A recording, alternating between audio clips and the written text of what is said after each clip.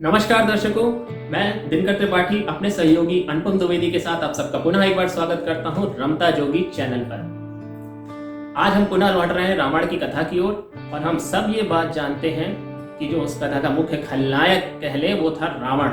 तो रावण एक अहंकारी राजा तो था ही जिसने बहुत सारे पाप किए थे, लेकिन उसके साथ रावण का एक और चरित्र था, वो था महाज्ञानी होने का, महापंडित होने का।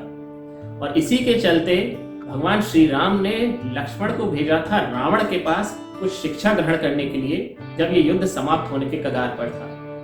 तो ये क्या प्रसंग था और रावण ने क्या शिक्षा सूत्र दिए लक्ष्मण को, और क्या वो आज की दुनिया में भी उतने ही प्रासंगिक हैं, ये जानते हैं अनुपम द्विवेदी जी से।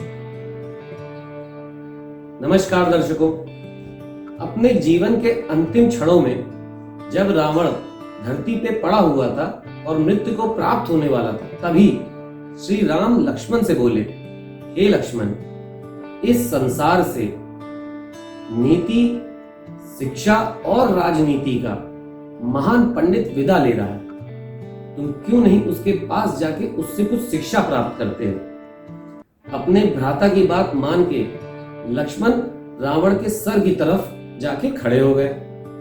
कुछ देर प्रतीक्षा करने के बाद जब रावण कुछ नहीं बोले, लक्ष्मण वापस आए और प्रभु श्री राम से बोले, मृत्यु के समीप पड़ा हुआ है रावण, लेकिन इसका अहंकार नहीं गया।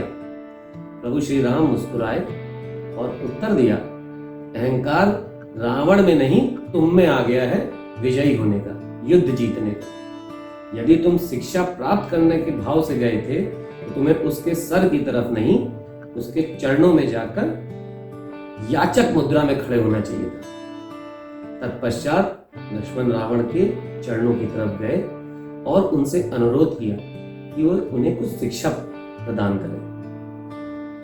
अपने जीवन से जो कुछ भी रावण ने सीखा था उसको शिक्षा सूत्र के माध्यम से लक्ष्मण को उन्होंने बताया।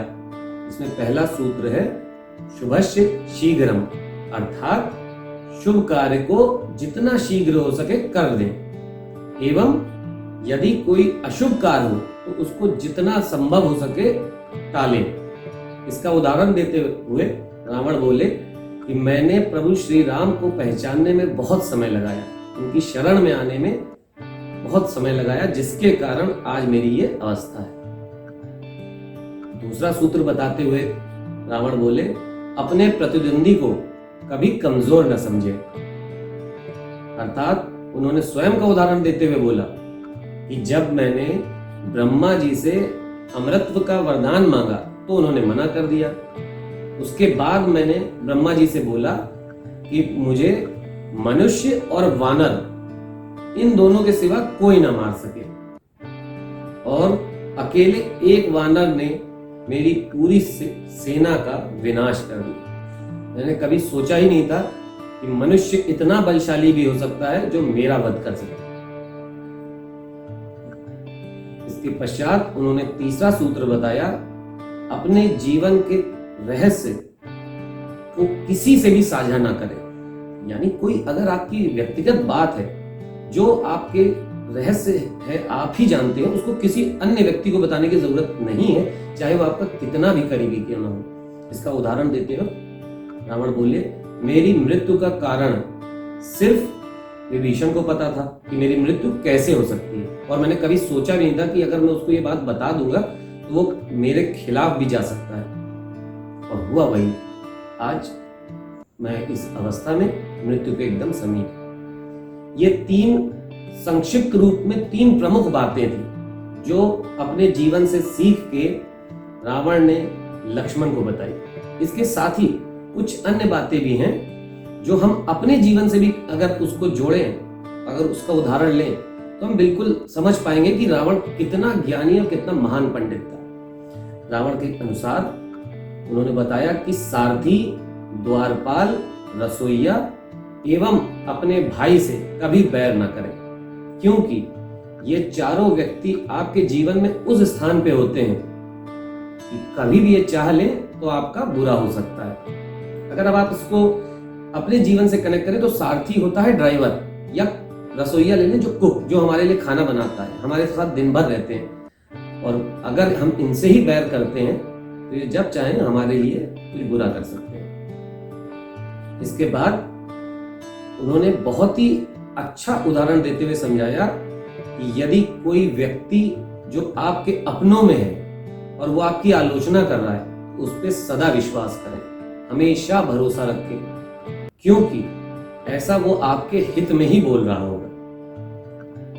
इसके बाद एक अन्य सूत्र और बताया कि जो आपके भाग्य में लिखा है वो होना ही है, तो इसको बदलने की चेष्टा व्यर्थ है। इसे भगवान का निर्णय मान के जितना जल्दी स्वीकार कर लें वो आपके लिए उचित और हमेशा सुखदायी होगा।